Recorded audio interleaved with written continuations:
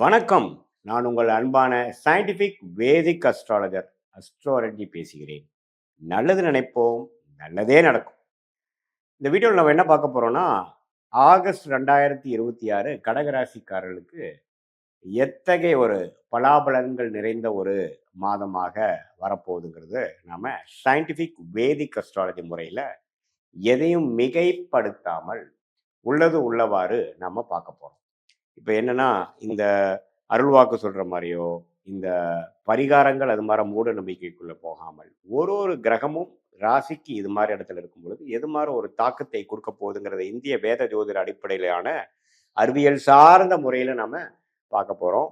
இப்ப பாருங்க, ஆகஸ்ட் 2026 எப்படி இருக்க போகுது அப்படின்னு பார்த்தீங்கன்னா, கடகராசிக்கு வந்து அஷ்டம சனிலாம் முடிஞ்சு ஓரளவுக்கு பிரச்சனையிலேருந்து மீண்டு வந்து கொண்டிருக்குங்கிறது தான் உண்மை. ஸோ இதில் வந்து குருவார் ராசிக்குள்ள வரும்பொழுது நல்ல ஒரு நிவர்த்தி. அதாவது இதுவரைக்கும் நம்ம என்னமா தவறாக ஒன்று பண்ணிட்டு இருந்தோமோ அதெல்லாம் வந்து நல்லா புரியக்கூடிய ஒரு அமைப்பு. இப்போ சில பேர் சொல்றீங்க, என்ன சார் கடகராசி குரு ராசிக்குள்ள வந்திருக்குன்னு சொல்றீங்க, ஒன்றும் விளங்கலையே, இன்னுமே நான் பிரச்சனையில தானே இருக்கேன் அப்படின்னு நினைப்பீங்க. ஆனா இவர் வந்துதான் என்ன பிரச்சனை, இதுவரைக்கும் நம்ம செய்ததுல என்ன ப்ராப்ளம் இருக்குங்கிறத காட்டினாதான் அடுத்த லெவலுக்கு நம்ம போக முடியும்.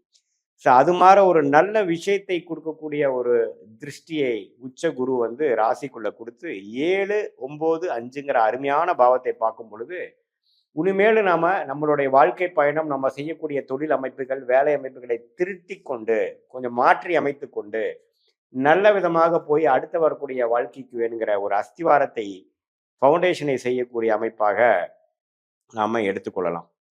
ஸோ கண்டிப்பா கடகராசிக்கு குரு ராசிக்குள்ள வந்திருக்கிறார். சனி பார்த்தீங்கன்னா 9ஆம் இடத்தில் இருக்கிறார்.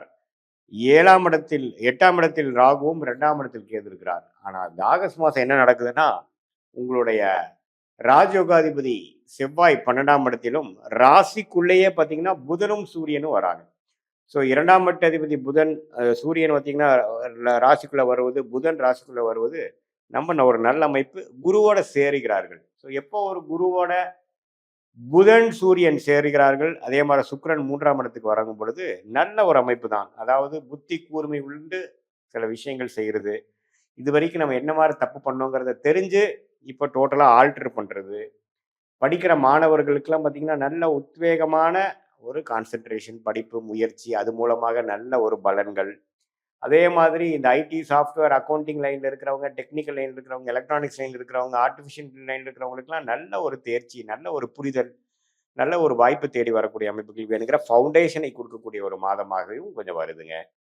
ஸோ இப்போ எப்படின்னா, இந்த ராசி இவ்வளோ ஒரு குரு, புதன், சூரியனுங்கிற ஒரு நல்ல கிரகத்தின் தாக்கத்தில் மாதம் முழுவதும் இருக்கும் பொழுது, ஒரு நல்ல சில விஷயங்கள் பல மாதமாக போட்டு கொண்டிருந்த திட்டங்கள் வந்து கொஞ்சம் செயல்படுத்தி அதில் கொஞ்சம் ரன்னிங்க்கு வரக்கூடிய அமைப்புகள், அல்லது பெரிய பிரச்சனையில மாட்டிக்கொண்டு இருக்கக்கூடியவர்களுக்கு ஒரு சின்னதாக ஒரு ஓப்பனிங் கிடைக்கக்கூடிய அமைப்புகள், அதெல்லாம் வருதுங்க. அப்புறம் உங்களுக்கு மாதத்தின் செகண்ட் ஹாஃப் பாருங்க, சூரியனுங்கிற தனகாரகனே 2ஆம் இடத்துக்கு போய் சில வருமானம் வரவேண்டிய பணம் கொஞ்சம் வந்து நமக்கு நிவர்த்தி பண்ற மாதிரி சில பிரச்சனைகளை வந்து நமக்கு சால்வ் பண்ணி கொடுக்கக்கூடிய அமைப்பாக நமக்கு வருது. ஸோ இதுதான் பார்த்தீங்கன்னா, அந்த உங்களுடைய ஜாதக அமைப்புல பார்த்தீங்கன்னா, அந்த கடகராசிக்கு குரு, புதன், சூரியன், செவ்வாய் 12ல இருக்கும் பொழுது என்ன, உங்களுக்கு வந்து ஏதோ ஒரு இடமோ, வீடோ ஏதோ ஒரு விஷயங்கள் விரயம் பண்ணி கூட சில பிரச்சனைகள் சால்வ் பண்ணிக்கலாம். அதுக்கப்புறம் அதை ரீஇன்வெஸ்ட் பண்ணி இன்னொரு இடத்துக்கு கொண்டு போகலாம். அது மாதிரி விஷயங்களும் கொடுக்கக்கூடிய அமைப்புகள் இருக்கு. ஸோ குழந்தைகள்னால ஒரு நல்ல விஷயங்கள், வேலை தொழில்ல கொஞ்சம் முனைப்பான ஒரு முயற்சி, அதே சமயத்தில் சில ஒரு அஷ்டம சனியிலேருந்து கொஞ்சம் மீண்டு வந்து இப்போ கொஞ்சம் அடுத்த லெவலுக்கு போகக்கூடிய ஒரு அமைப்புகளும் இந்த வருஷம் நான் ஸ்டார்ட் பண்ணிட்டேன் அப்படிங்கிற அமைப்பு. ஸோ இந்த குரு பயிற்சி அற்புதமான ஒரு பயிற்சியாக இருக்கிறனாலையும், புதன் சூரியன் ராசிக்குள்ளே வருவதனாலையும், 2ஆம் இடத்துக்கும் சூரியன் வந்து மாத இறுதியில் போகிறனாலையும் நல்ல ஒரு அமைப்பு. குருவால் எல்லாமே ஓரளவுக்கு திருட்பலம் பெறுகிறார்கள். அதே சமயத்தில் 9ஆம் இடத்தில் இருக்கக்கூடிய சனியை குரு பார்க்கிறதும், அப்பா சார்ந்த விஷயங்கள், அவங்களோட எழுத்து பூர்வீக சம்பந்த விஷயங்களுக்கு அவங்களுக்கும் கொஞ்சம் நமக்கு நல்ல ஒரு அமைப்புகள் இருக்கு. சுக்கிரன் 3ஆம் இடத்துல இருக்கிறனால 3ஆம் இடத்துல மறைந்து செவ்வாய் சனி இருக்கும் பொழுது, உங்களுடைய இடம், வீடு, வண்டி, வாகனம் அது மாதிரி விஷயத்துல கொஞ்சம் கேர்ஃபுல்லா இருங்க. முயற்சிகள் அதாவது நீங்க வந்து இப்போ வண்டி வாங்குறது, வண்டி மாத்துறது டக்கு டக்குன்னு பண்ணாம ரோட்ல போறப்போ கொஞ்சம் கேர்ஃபுல்லா போகக்கூடிய அமைப்பு. இதெல்லாம் வந்து கொஞ்சம் முக்கியமான ஒரு அமைப்பாக கடகராசிக்காரர்களுக்கு 2026 ஆகஸ்ட் மாதம் பொது பலனாக வருகிறது.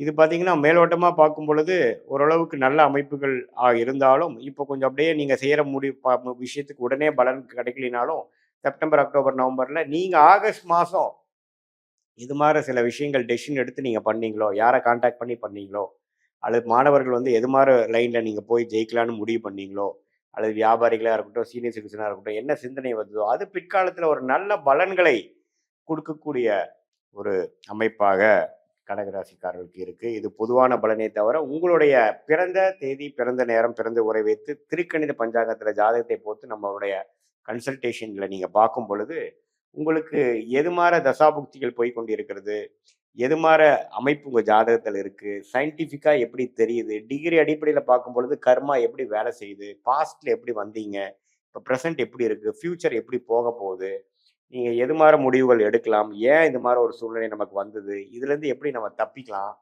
எந்த மாரி திசையில நம்ம வந்து வாழ்க்கை பயணத்தை நம்ம மேற்கொள்ளுமாறு பண்ணணும்னா, ஒரு நல்ல ஒரு அமைப்புல, ஒரு பிரச்சனை இல்லாத ஒரு அமைப்புக்கு ஃபியூச்சர்ல நம்ம போ முடியும். எது மாரி துறை நமக்கு யோகமா இருக்கு? எது மாரி துறை யோகம் இல்லை? எப்ப கடன் அடையும்? எப்போ நமக்கு வந்து பெரிய பிரச்சனைகள் முடிவு வரும்? எப்போ உடல் உபாதைகள் குறையும்? எப்போ கல்யாணம் ஆகும்? எப்போ வந்து குழந்தை பேரு கிடைக்குங்கிற மாரி வாழ்க்கைக்கு வேணுங்கிற எல்லா விஷயங்களும் நம்மளுடைய தசா, புக்தி, அந்தர சூக்ஷமத்தை இப்ப நம்ம பேசின கோச்சார ஜோதிடத்தையும் சேர்த்து வைத்து பார்க்கும் பொழுது, நல்ல அமைப்பாக நமக்கு வந்து இந்த ஒரு மாதம் வந்து ஃபியூச்சருக்கு வேணுங்கிற எல்லா முடிவுகளையும் எடுக்கக்கூடிய ஒரு அமைப்பாக எப்படி வருதுங்கிறதையும் நம்ம கண்டிப்பா பார்க்கலாம். இப்ப பாருங்க, சில பேத்துக்கு பாருங்க, தொழில் பண்ணலாமா? வேலை பண்ணலாமாங்கிறது ஒரு சந்தேகம் வரும். அதுவும் இல்லாம வெளிநாடு வாய்ப்பா? அரசு உத்தியோகமா? அப்படின்னு இருக்கும். ஸோ நமக்கு யோகங்கள் என்ன? நம்ம கிரகங்கள் எப்படி இருக்கு? எப்படி நம்ம போனா எப்படி ஜெயிக்கலாம்? பாஸ்ட் எப்படி? ஃபியூச்சர் எப்படிங்கிறதெல்லாம் வந்து ஒரு ஒரு கிரகத்தோட ஸ்தான பலம், திக்பலம், திருக்பலம் இது மாரி விஷயங்களை நம்ம பார்த்து, அதுக்கு தகுந்த மார உங்களுடைய வாழ்க்கைக்கு வேணுங்கிற ஆலோசனை, எது மாரி டைம் லைன்ஸ் எந்த மாரி டைம்ல எது மாரி நடக்கக்கூடிய அமைப்புகள் இருக்கு? எது மாரி டைம்ல எது மாரி விஷயங்கள் நடக்காது? நம்மளுடைய பிராப்தங்கள் என்ன? நம்மளுடைய யோகமான கிரகங்கள் என்ன? யோகம் இல்லாத விஷயங்கள் நமக்கு தவிர்ப்பது எப்படி? அப்படிங்கிறதை தெரிந்து கொண்டேயானால், நம்மளுடைய வாழ்க்கைக்கு வேணுங்கிற திட்டங்களை நாமளே தீட்டி, எதிர்நீச்சல் போடாமல், நமக்கு ஆகாத விஷயங்களை செய்து கொண்டு, நமக்கு எது எளிதில் நடக்குமோ, அந்த மாரி விஷயத்தை போகாமல், நம்ம சிரமப்பட்டு, துக்கப்பட்டு, கடன்பட்டு அப்படிலாம் போகாமல், நம்மளுடைய கர்மாவை நாமளே தெரிந்து கொண்டு, அதுக்கு தகுந்த மாதிரியான முயற்சிகளை எடுப்பேயானால், கண்டிப்பா வாழ்க்கையில் எளிதில் நம்ம வந்து வெற்றி பெறலாம். பெரிய ஒரு துயரங்களை எல்லாம், பெரிய ஒரு பிரச்சனைகளை நம்ம தவிர்த்து வாழ்க்கையில் வெற்றி பெற முடியும் என்று சொல்ல விரும்புகிறேன். மீண்டும் மற்றொரு காணொளியில் சந்திப்போம். நன்றி, வணக்கம்.